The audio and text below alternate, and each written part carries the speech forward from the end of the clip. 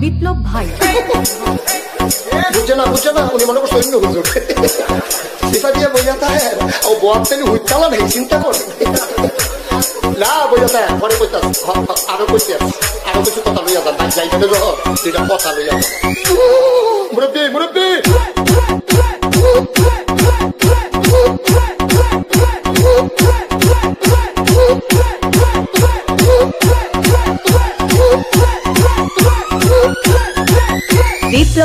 বিপ্লব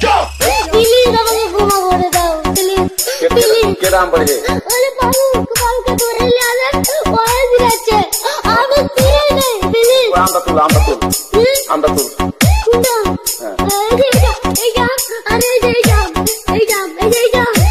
ওরে তীরে দিছে আমি তীরে নেই প্লিজ দূরে দাঁড়া ওরেডা